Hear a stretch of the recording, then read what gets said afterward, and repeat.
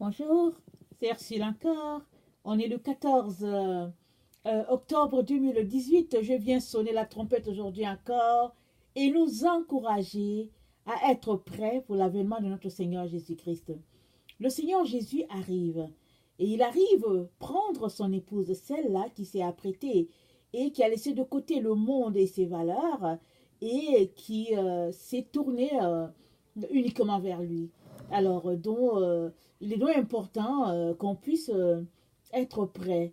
Alors, ne marchons pas dans le leurre et le mensonge, nous disant que, après tout, on aime le Seigneur, on est les enfants de Dieu, on va à l'église, on fait de bonnes actions, il va nous prendre. Alors, ne marchons pas sur ce leurre-là, parce que Jésus-Christ ne vient pas chercher ceux-là qui disent qu'ils aiment le Seigneur. Parce que si tu aimes le Seigneur, tes actions devraient montrer que tu l'aimes. Alors, parce que l'amour s'exprime non en parole, mais en action. Et si tu aimes le Seigneur, ça veut dire que tu passes tout ton temps avec lui. Il est le centre de ta vie, il est tout. Et tu marches également en fonction de ce qu'il te recommande. Tu ne marches pas en fonction de ce que toi tu penses être vrai, ou bien tu ne marches pas en fonction de ce que tu penses que tes intentions sont pures ou pas. Parce que ce qui compte, ce ne sont pas tes intentions qui sont pures ou pas. Ce qui compte, c'est comment est-ce que Jésus-Christ juge tes intentions. C'est ça qui est important. Alors voilà, vraiment, que le Seigneur nous aide à être prêts. Alors aujourd'hui, je viens nous apporter toujours un enseignement sur de grands ombrages sur notre chemin, le 3. Au fait, j'avais déjà préparé mon enseignement sur euh, pourquoi, au fait, le dragon est appelé le serpent ancien.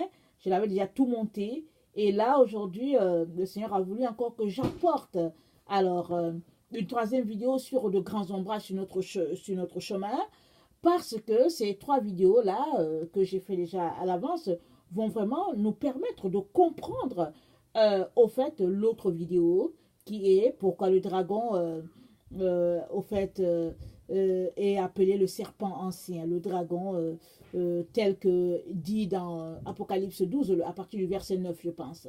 Donc voilà, alors aujourd'hui je viens apporter je pense 4 ou 5 points. Alors il y a un proverbe dans le monde qui dit que euh, le mensonge, 1000 fois répété, devient vérité pour celui-là qui l'écoute.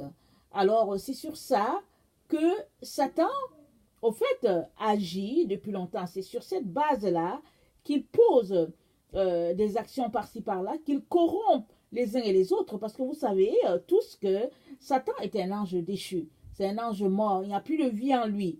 Alors Satan vit uniquement à travers les humains. Alors il vient, alors il les possède, alors il s'incarne en eux et comme ça il peut agir. C'est comme ça que bon il fonctionne. Alors donc voilà un peu. Alors quoi de plus normal que de mettre en place des bases qui sont fausses et à force de les enseigner, on croit que c'est vérité. C'est comme ça qu'on a été enseigné dans nos écoles, peu importe, dans le milieu séculier. Les enseignements à l'école ne sont pas tous sur la vérité. Hein. Vous le savez tous. Comme l'enseignement sur la théorie de Darwin. C'est un pur mensonge, tout le monde le sait. Bon, tout le monde, excusez-moi, parce qu'il y a certaines personnes qui y croient. Mais quand j'étais au primaire, je pense au primaire, mais au lycée. Quand j'étais au lycée, on nous a enseigné dessus. Et moi, je trouvais tout simplement spécial qu'ils puissent enseigner là-dessus, mais je savais que, bon, j'étais juste là pour mes points et puis c'est tout. Alors, je suis arrivée à l'université, j'ai trouvé que c'était encore plus développé. Et à l'université, j'étais étonnée que ce truc-là, cette théorie-là que j'avais appris au lycée, était encore ici, était encore d'actualité. Et je me suis rendu compte qu'en tout cas, il est vraiment très, très développé. Plus on a avancé dans le temps, plus il s'est développé et puis les gens même donnent des budgets pour faire des recherches dessus. Or, nous savons tous que c'est un enseignement faux. Bah, je reviens encore pas tous parce qu'il y a certains qui y croient. Alors pour nous les enfants de Dieu, nous savons que c'est vraiment carrément faux. Parce que moi je pense que, en tout cas pour moi, je préfère croire à ce que Dieu dit que nous avons été créés à son image que de croire que j'ai été créé par exemple que je viens d'un singe ou bien d'un poisson. Alors donc, mais il y a des personnes qui y croient. Alors elle croit, alors ces mensonges-là, 1000 fois répétés, sont devenus vérité pour elle. Ou bien on nous dit que on vient d'une théorie de Big Bang, et puis bon voilà. Et puis bon, écoutez, moi je pense que quelqu'un de sensé va s'arrêter, il va se dire, mais non, comme mes enfants l'habitude de dire, ils ont dit, mais non, mais moi je pense que, parce qu'ils apprennent les sciences, ils disent, maman, on a vu ceci, et puis ils disent que c'est du Big Bang. Il dit, mais moi je pense que ça n'a pas de sens parce que je trouve que, en tout cas, voilà un peu comment un enfant de 14, 15 ans raisonne. Alors si un enfant de cet âge-là est capable de raisonner comme ça, à combien plus forte raison, nous les adultes, mais malheureusement, il y a des personnes qui sont mordues à la science, alors qui sont là, qui se mettent à réfléchir, à ne plus en finir. Et finalement, bon, voilà, c'est pour eux des vérités, alors que dans le fond, ce n'est que pur mensonge. Et le Seigneur dit que tout mensonge sera condamné et tout mensonge ne traverse pas le tamis du ciel. Alors, il est donc important que nous, les enfants de Dieu, on puisse s'assurer que les enseignements que nous recevons ne sont pas les enseignements mensongers. Alors, voilà, alors le Seigneur a voulu que ce côté, comment on appelle ça, de grand ombrage sur notre chemin, le 3, que je puisse vraiment mettre le point sur le mensonge de Satan, au fait, qui pullule sur la terre, mais aussi qui s'est retrouvé dans l'église. Alors, vous savez, aujourd'hui, c'est très, très rare les enseignements uniquement axés sur la Bible, où c'est un repas vraiment solide. Très souvent, on essaye de diluer, on dilue ce que Dieu a dit ou bien ce que Jésus-Christ a dit, afin de plaire à l'auditeur. Alors, on ne veut pas trop que les gens soient blessés, que les gens soient choqués. Alors, donc, voilà, on joue à cette comédie-là. Mais quand je m'arrête souvent, je me dis, mais à quoi ça sert de jouer la comédie, puisqu'on sait que bientôt, nous allons rencontrer le roi de gloire et on va se tenir devant lui, et on va répondre de nos actes. À quoi ça sert alors de jouer cette comédie-là? Moi, je ne comprends pas. Je ne comprends pas pourquoi les enfants de Dieu qui connaissent le Seigneur peuvent-ils se retrouver à se prêter à ce jeu-là. D'autant plus qu'ils vont se tenir devant le roi de gloire. Alors, donc voilà. Alors, donc j'aimerais aussi, donc j'ai mentionné un point qui est l'enseignement mensonger, qui est répandu dans le monde et puis qui a aussi infiltré l'Église. Alors, donc voilà. Et puis plusieurs enseignements, en tout cas, sont assez tordus. Et alors, ça, c'est très, très important de connaître la parole de Dieu pour pouvoir discerner ces choses tordues-là, parce que très souvent, on ne va pas forcément le savoir, d'autant plus que si on ne connaît pas la Bible, on ne va pas forcément savoir. Alors, il est donc important de connaître très bien la parole de Dieu, ou bien de lire sa Bible pour savoir qu'ici, là, il y a quelque chose qui ne fonctionne pas bien. Alors, le deuxième élément que j'aimerais mentionner dans cette partie-là, c'est l'enseignement comme les pharisiens. Alors, dans Matthieu 23, le verset 13, c'est dit ceci. Matthieu 23, le verset 13. Malheur à vous, scribes et pharisiens hypocrites, parce que vous fermez aux hommes le royaume des cieux, vous n'y entrez pas vous-même et vous n'y laissez pas entrer ceux qui veulent entrer. Alors, je répète, malheur à vous, scribes et pharisiens hypocrites, parce que vous fermez aux hommes le royaume des cieux, vous n'y entrez pas vous-même et vous n'y laissez pas entrer ceux qui veulent entrer. Vous savez, nos églises sont pleines de personnes qui sont très, très hypocrites. Des personnes qui sont au fait des scribes et des pharisiens de notre époque. Alors, ils se font passer pour les enseignants, de la parole de Dieu. Ils se font passer pour les leaders. Ils se font passer pour les gens qui connaissent la parole. Ils se font passer pour les spécialistes, je ne sais pas de quoi. Alors eux-mêmes, ils ne sont pas entrés. Ce n'est pas parce qu'ils brandissent l'étiquette qu'on est chrétien. Ce n'est pas parce qu'ils brandissent l'étiquette qu'on est sauvé par grâce. Ce n'est pas parce qu'ils brandissent l'étiquette que la grâce de Dieu couvre tout qu'ils sont sauvés. Ce n'est pas ça qui fait de toi quelqu'un de sauvé. Ce qui fait de toi quelqu'un de sauvé, c'est le fait que l'Esprit de Dieu confirme à ton esprit que tu es enfant de Dieu. Alors, si tu es enfant de Dieu, alors ce que tu apportes devrait tout simplement ouvrir la porte aux autres pour qu'eux aussi soient enfants du royaume. Mais si tu dis que tu es sauvé et que dans le fond, tout ce que tu fais, c'est empêcher que la parole de Dieu soit sûre, c'est empêcher que la lumière de Dieu pénètre les autres, alors il y a un problème. Tu prouves par là que tu n'es pas sauvé. Alors, il y a des gens dans les églises qui sont omnibulés, qui sont séduits par certaines personnes. Il est donc important que Dieu ouvre tes yeux, que tu puisses savoir qui dans ton église a l'Esprit de Dieu et puis qui ne l'a pas? Qui est de Dieu et qui ne l'est pas? Il est important que tu ouvres tes yeux pour que Dieu te montre les personnes telles que lui les voit. Parce qu'il y a des personnes qui enseignent, dans le fond, qui sont juste des agents de Satan au milieu de nous. Et ça, c'est peu importe l'église. C'est répandu sur la terre. Ils sont là, eux-mêmes ne sont pas entrés et ils font tout pour que la vérité ne pénètre pas l'esprit des autres. Alors, vraiment, faisons très très attention. Alors ça, c'est un ombrage sur notre chemin. Parce que si nous nous retrouvons dans une église et que nous croyons que nous avons trouvé la vérité et que finalement, dans cette église, on n'est même pas capable de recevoir la lumière de Christ, il y a problème. Il y a problème. Mais malheureusement, c'est ça qui est répandu aujourd'hui sur la terre. Il y a des églises où, de l'extérieur, on les voit, on se dit, oh, quelle bonne église.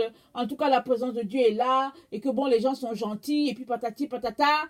Et finalement, la subtilité est que, bon, il n'y a que Dieu qui peut te le révéler. Alors moi, je prie que Dieu puisse nous révéler à tous tout ce qui est subtil dans les assemblées que nous côtoyons, dans les églises où nous allons. Parce que plusieurs enfants de Dieu, malheureusement, qui côtoient les églises, sont liés. Et ils vont rester sur la terre comme, les vierges folles ont été laissées. Tout simplement parce qu'ils se sont laissés leurrer. Et prions que, bon, certains ne se retrouvent pas carrément séparés de la présence de Dieu parce qu'ils ont cru en des enseignants qui eux-mêmes n'étaient pas sauvés. Alors, donc voilà. Et donc, écoutez, c'est vraiment difficile tout ça à dire, mais ce n'est que pure réalité, ce n'est que pure vérité. Il est donc important en tant qu'enfant de Dieu qu'on puisse venir dans la présence de Dieu à tout moment pour que Dieu nous parle, pour que Dieu nous montre les gens, pour que Dieu touche vraiment au plus profond de notre être et qu'il nous montre ce qui se passe réellement. Afin que les voiles sur notre chemin soient ôtés, les ombrages soient ôtés.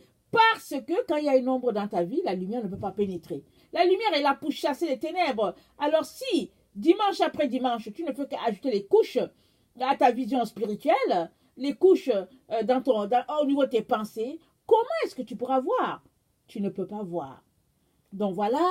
Alors, l'autre élément qu'il est important de mentionner, c'est de prendre les choses du monde et de les camoufler et de les faire digérer aux enfants de Dieu, comme si c'était Dieu lui-même qui, au fait, était en train de parler. Alors, j'aimerais ça qu'on lise 2 Pierre 2, 1 à 2. 2 Pierre 2, 1 à 2. Il y a eu parmi le peuple de faux prophètes, et il y aura de même parmi vous de faux docteurs, qui introduiront de sectes pernicieuses et qui, reniant le maître qui les a rachetés, attireront sur eux une ruine soudaine. Plusieurs les suivront dans leur dissolution et la voie de la vérité sera calomniée à cause d'eux. Donc voilà, la voie de la vérité sera calomniée à cause de ces gens-là. Ces gens-là, ils prennent des choses vraiment pernicieuses, des choses qui sont tellement fausses, des choses qui sont vraiment qui sont pas de Dieu. Alors, ils viennent exprès l'enseigner aux enfants de Dieu. Souvent, c'est pour s'élever au niveau des enfants de Dieu. D'autres encore, c'est de façon très, très intentionnelle parce qu'ils ont un but derrière la tête. Ils veulent atteindre quelque chose, ils veulent toucher quelque chose. Comme je disais déjà, je pense que je l'ai déjà partagé dans une ou plusieurs vidéos, c'est que, au fait, la secte franc-maçonnique est une secte qui utilise la Bible. C'est une secte qui utilise l'équerre. Donc, il s'est dit que les membres de cette secte-là sont entraînés à travailler avec la Bible. Alors, ils prennent ce qui est de la Bible, c'est que Dieu dit, mais ils ne l'enseignent pas selon au fait, l'Esprit de Dieu. Anyway, s'ils n'ont pas l'Esprit de Dieu, je ne vois pas comment ils vont enseigner selon l'Esprit de Dieu. Alors, l'Esprit de Dieu, ce n'est que lui qui te donne l'enseignement de lumière. Alors, ils viennent dans nos églises, ils sont dans nos églises, parce que dans nos églises, je suis désolée de vous faire beaucoup de peine. Mais il y a des gens dans nos églises qui sont des membres des sectes de la franc-maçonnerie, qui sont les membres des loges, la Rose-Croix, le Rotary, le Lions Club, et puis les Illuminati, en tout cas la franc-maçonnerie, tout ça. Il y a beaucoup d'enfants de Dieu qui sont un pied dans ces choses-là et un pied dans l'église. Ils font ça et puis bon, certains ne savent pas ce qu'ils cherchent, d'autres ils savent très bien ce qu'ils cherchent, d'autres encore ont été consacrés à cela depuis leur enfance. Et puis bon, finalement, ils veulent suivre le Seigneur, mais tant qu'ils n'ont pas brisé les liens de l'autre côté, ils ne peuvent pas pleinement suivre le Seigneur. Et puis voilà, les prix, ils sont là, pris vraiment dans cet engrenage-là. Mais la plupart sont là de façon très, très intentionnelle. Pourquoi? Ils sont là pour endormir le peuple de Dieu. Ils sont là pour mettre le voile à leurs yeux, pour les empêcher de voir la vérité. Parce que, au fait, si tu es aveuglé, si tu es voilé, comment est-ce que tu vas trouver ton chemin vers le ciel? Comment est-ce que tu vas entendre Dieu?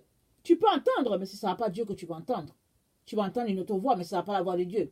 Rappelez-vous, Paul, quand il s'est retrouvé, je pense à Éphèse, je ne veux pas trop me tromper, alors il y avait cette femme-là qui passait, qui disait qu'elle faisait les prophéties et qui disait que bon, écoutez-les, c'est des hommes de Dieu, etc., etc. Alors, il paraît que c'est au deuxième jour que Paul s'est tourné et il a reprimandé cet esprit-là, il a chassé cet esprit-là. Alors, les gens, ils étaient tellement fâchés contre Paul parce qu'il tirait beaucoup de sous, d'argent de cette femme-là qui faisait de la divination. Alors, c'était leur prophétesse, entre guillemets. Alors, elle était là pour prophétiser selon les tendances du diable, les tendances du serpent. Et puis bon, quand on pratique la divination, tantôt c'est pile, tantôt c'est face. Alors, dont elle suivait Paul comme s'ils étaient ensemble. Mais alléluia, l'Esprit de Dieu est venu trancher. Amen. L'Esprit de Dieu tranche toujours. Parce que la parole de Dieu, tu n'es pas à double tranchant. Elle vient, elle tranche.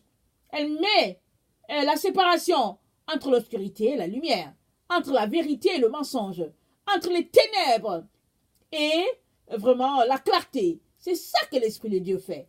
Alors, à travers la bouche de Paul, la vérité a été déclarée sur la vie de cette femme-là, et puis cet esprit-là est parti.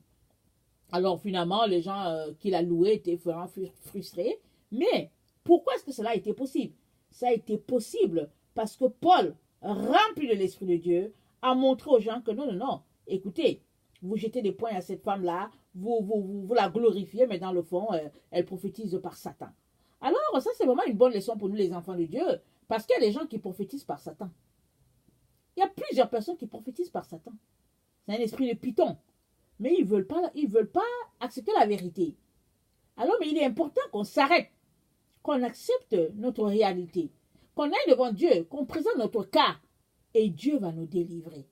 Parce que Satan, n'oublions pas, il se déguise en ange de lumière. Il se camoufle. Le serpent se camoufle. Alors, il s'est camouflé, et Ève, qui a été créée sans péché, n'a pas su. Elle est tombée dans le péché. Alors, à combien plus forte raison, nous, vraiment, qui, depuis des générations, au fait, traînons avec nous dans notre ADN le péché originel, alors combien de fois nous? Alors, il est donc important que si tu as donné ta vie à Jésus-Christ, que tu puisses tout faire pour te dépouiller des œuvres de la chair et tout faire pour dénoncer les zones d'ombre dans ta vie, afin que la parole de Dieu ne soit pas entachée en toi. Alors, ça, c'est très important. Alors, l'autre élément que j'aimerais aussi souligner, c'est l'intention de certaines personnes quand elles enseignent. Alors, dans 2 Corinthiens 11, le verset 3 à 4, c'est dit ceci. 2 Corinthiens 11, le verset 3 à 4. Toutefois, de même que le serpent séduisit Ève par sa ruse, je crains que vos pensées ne se corrompent et ne se détournent de la simplicité à l'égard de Christ. Car si quelqu'un vient vous prêcher un autre Jésus que celui que nous avons prêché, ou si vous recevez un autre esprit que celui que vous avez reçu, ou un autre évangile que celui que vous avez embrassé, vous le supportez fort bien. Or, j'estime que je n'ai été inférieur en rien à ces apôtres par excellence. Si je suis un ignorant sous le rapport du langage, je ne le suis point sous celui de la connaissance. Et nous l'avons montré parmi vous à tous égards et en toutes choses. Donc voilà. Alors, Paul nous dit clairement que tout comme le serpent a séduit Ève par ruse, il dit, je crains que vos pensées ne se corrompent et ne se détournent de la simplicité à l'égard de Christ. Donc voilà, Christ, il est très simple dans son enseignement. Christ, il est vraiment rempli d'amour, de clarté pour ses enfants.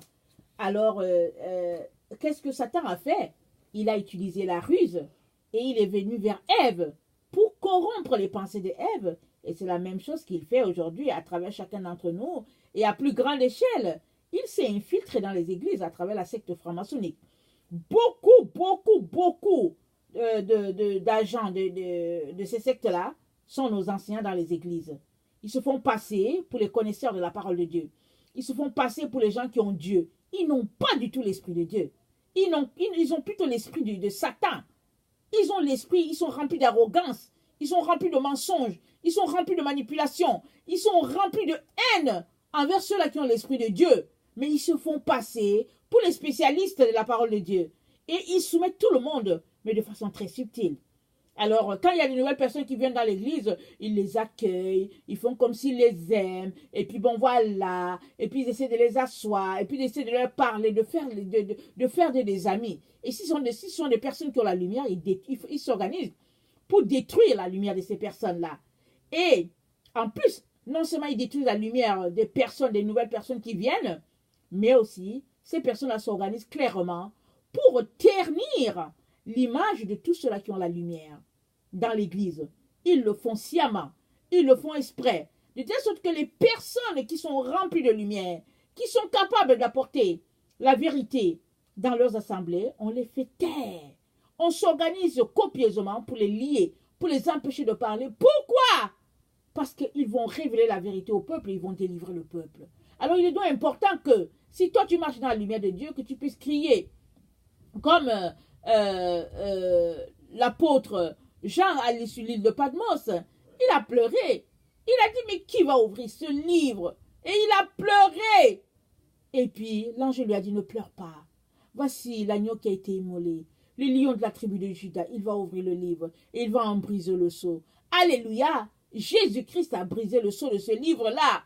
Et vraiment, on bénit le Seigneur pour cela. Et on a pu voir ce qu'il y a dans le livre. Et on a su que vraiment, voilà, il y a un jugement qui va arriver et tout ça et tout. Et c'est ça qui est parvenu jusqu'à nous. Mais si Jésus-Christ n'avait pas été capable de faire ça, ça aurait été foutu vraiment pour nous. Mais Dieu, excusez-moi le terme, ça aurait été foutu, le terme, excusez-moi. Alors Dieu est tellement rempli d'amour pour nous que dans chaque église, il a mis des personnes pour apporter la lumière. Et c'est comme ça. Mais aussi, Satan a infiltré les églises de Dieu. Alors il a aussi ces agents qui sont dans l'église là, en train de rabaisser la lumière, en train de rabaisser l'Esprit de Dieu, en train de tout faire pour maintenir le peuple dans l'esclavage, pour le maintenir asservi, pour le maintenir aveugle, pour le maintenir vraiment bouché, afin qu'il ne saisisse pas la vérité de Dieu. Alors j'aimerais, c'est pourquoi j'insiste sur l'intention quand on enseigne, parce que toute intention, bonne ou mauvaise, véhicule un message. Alors, toute intention mauvaise est un voile. Alors, exemple, suppose que je suis en train d'enseigner et mon but, c'est de vous asservir, ok? Mon but, c'est vraiment de vous rendre vraiment assujetti à mon pouvoir. Alors, je viens, j'enseigne, et puis après, vous dites amen à ce que je dis. Ou bien, je vous encourage à approuver ce que je dis. Alors, une fois que vous connectez avec ce que je dis, c'est fini. Une fois que vous avez connecté à ce que j'ai dit, alors ça veut dire que vous vous êtes accordé à ce que j'ai apporté. Alors si l'intention est mauvaise, vous vous êtes accordé avec la fausseté. Et ça devient un voile pour vos yeux spirituels, ou bien un voile pour votre réflexion, pour votre pensée spirituelle. Alors, si bien que, au lieu de saisir la parole de Dieu comme Dieu aimerait que vous la saisissiez, vous n'arrivez plus à la saisir ainsi, vous la saisissez selon ce que cet enseignant-là vous a apporté. Parce qu'il est venu juste vous mettre un voile. Il y a des gens dans nos églises qui sont juste pleins de séduction. Il y a des gens dans nos églises qui sont là pour asservir le peuple. Il y a des gens dans nos églises qui intimident les gens, qui veulent tout simplement, qui pratiquent vraiment, vraiment de l'intimidation à outrance pour soumettre les autres. Mais il faut qu'on sache une chose. Dieu est vivant. Dieu est puissant. Alors si Dieu a envoyé sa lumière à quelque part, la lumière ne peut pas être liée à tous les jours. La lumière, elle est là pour éclairer les ténèbres. Alors, plus elle va éclairer, plus les ténèbres seront chassées. Et il y a un jour où Dieu dit assez, c'est assez. C'est là qu'intervient la crainte de l'Éternel. Parce que si on ne craint pas l'Éternel, on va continuer d'asservir le peuple de Dieu. Mais quand on craint l'Éternel, on se dit qu'un jour, le maître de la maison se lèvera, le maître de la vigne se lèvera et il va vraiment sévir. Il est donc très important, mes chers frères et chères sœurs, que vous puissiez questionner Dieu, surtout les personnes que vous entendez comme enseignants, y compris moi. Il est très, très important que vous le fassiez. L'heure est très, très avancée dans notre attente du Seigneur Jésus. Il y a des gens qui disent que bon, Jésus-Christ ne vient pas maintenant et que bon, il ne faut pas se prendre pour une spécialiste de la venue du Seigneur et puis que bon, anyway, il s'est dit qu'on ne connaît pas le jour, on ne connaît pas l'heure. Mais écoutez, qui va, comment on appelle ça, qui va déshonorer ou bien détruire ce que Dieu a dit? Parce que ce que Dieu a déclaré pur, qui peut le déclarer impur? Ce que Dieu a choisi, qui peut ne pas le choisir? Parce que, écoutez, Dieu a choisi le prophète Jérémie. Il a vécu toutes sortes de malheurs. Il a été jeté dans la citerne. Il a été traité des choses les plus atroces. Dieu a choisi le prophète Ésaïe. Il a vécu un sort terrible. Mais est-ce que ça a empêché que Dieu l'a choisi? Ça n'a pas empêché. Ça n'a pas empêché. Et puis aujourd'hui, on a les écrits de Jérémie. On a les écrits de Ésaïe. Alors je pense que la crainte de l'Éternel, nous dit la Bible, c'est le commencement de la sagesse. Alors si tu crains Dieu, il est important que tu viennes devant Dieu pour dire Seigneur.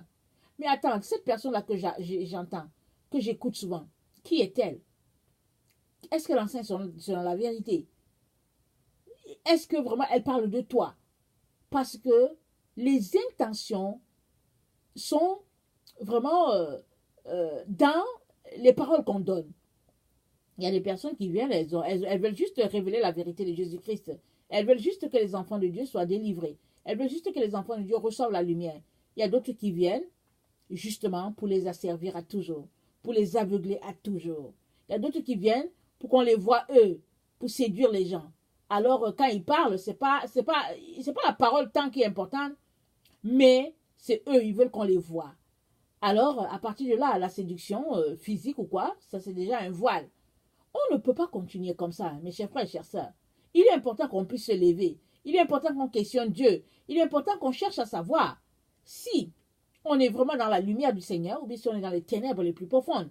Parce que les ténèbres vont nous conduire loin de Dieu. Jésus-Christ va venir, on sera là assis dans les églises. Et puis, supposez que Jésus-Christ vienne un dimanche. Je peux vous garantir que les personnes qui vont s'élever ne seront pas nombreuses. Je ne suis pas la spécialiste, mais je peux vous le dire. Parce que je l'ai reçu comme ça du Seigneur.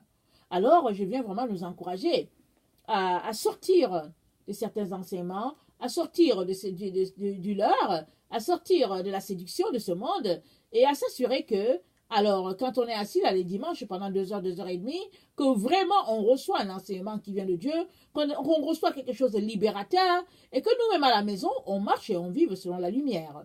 Donc voilà. Alors, donc, que le Seigneur vraiment puisse nous donner de déceler toujours les intentions des uns et des autres.